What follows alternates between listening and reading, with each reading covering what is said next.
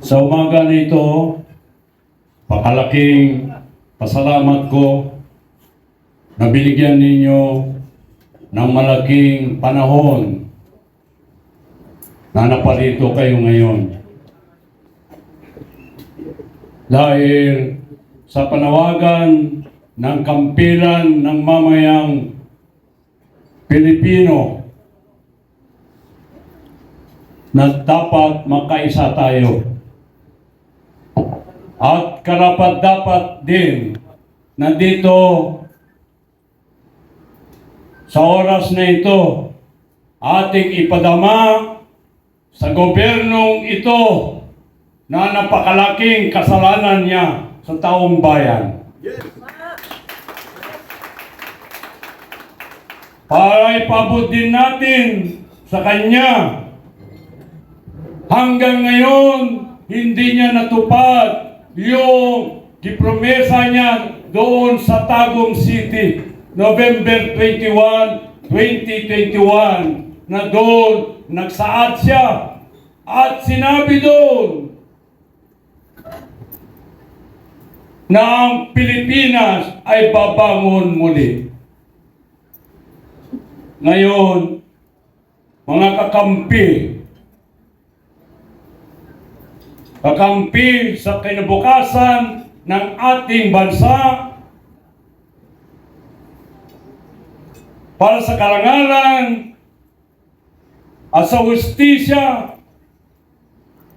para sa ating mga kapwang mamamayan, na parito po tayo hindi sisingil kay Bongbong Marcos.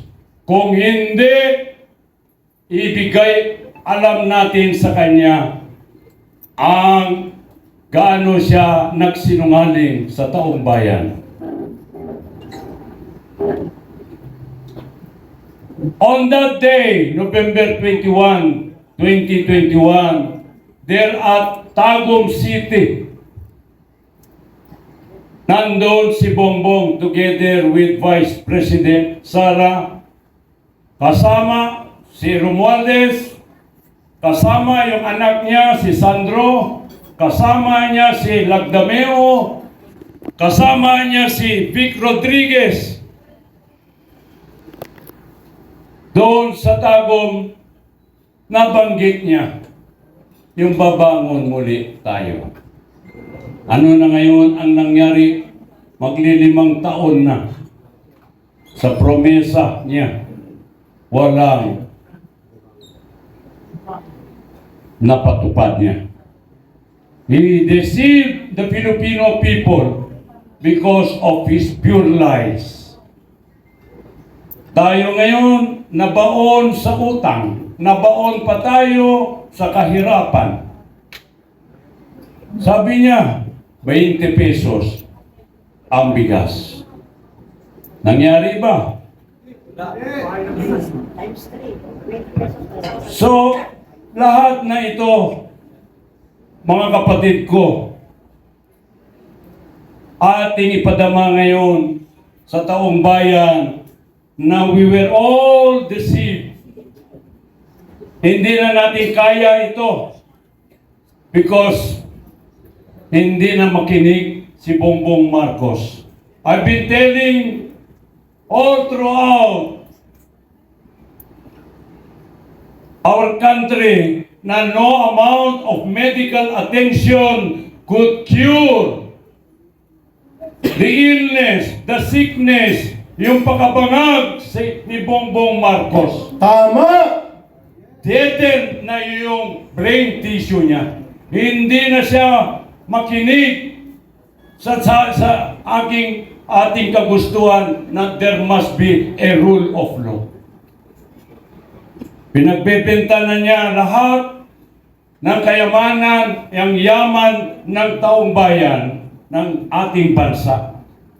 Pinagbobolsa na nila. Okay lang sana kung pinagbobolsa nila yung pera. Huwag lang naman ang dignidad ng taong bayan. Huwag naman ibolsa ang ating dignidad, mga kababayan ko. Kahit sino na lang pwede niya ipakulong. Where is the rule of law? Where is justice? Sana, okay lang sana kung yung pera ngayon na maleta-maleta na ang nakatanggap yung mga alalay niya, mga cohorts niya. Okay lang sana kung yung pera na yun ibigay premyo, ibigay na premyo, anong tawag mo sa Tagalog, yung premyo? Pabuya sa makapagsalita kung sino o makapagsumbong kung sino ang mga kawatan sa gobyerno. Pero hindi nangyari. Ang nagsusumbong ngayon, pinapakulong pa. We don't afford that, my dear countrymen, my fellow men. Hindi natin kaya yan. Kaya, malaking pasasalamat namin ngayon sa Kampilan, kasama natin lahat ng kaiba-ibang organisasyon.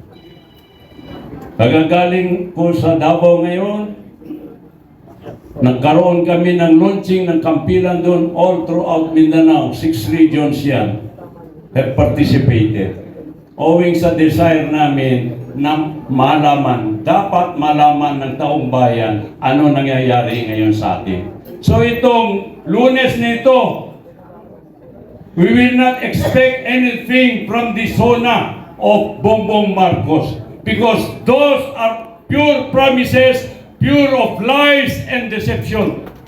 Kaya ipabot natin sa buong daigdig na itong sinungaling na presidente dapat pababa na yan. Dapat mag-resign na yan. Dapat siya ang dapat i-impeach natin. So we declare to impeach the president in this venue ngayon. Tama. Tama ba? Tama. Ayaw na natin. Bugbog na tayo masyado. Nahihirapan na tayo lahat. Paano na ang bansa natin? Paano ang mga ang umaabot na henerasyon natin? Kawawa naman. So, ang Kampilan gusto na tayo, together, we shall redeem our nation from corruption, from all those anomalies committed by this present administration na wala na siyang moral ascendancy to govern. So yung zona sa July 27, walang kabisa-bisa yan. Pakisabi natin sa ating mga kababayan, walang kabisa-bisa yan. Those are pure lies, pure deception, saka immoral pa. Ayun, thank you. Magandang umaga sa inyong lahat, mga kababayan.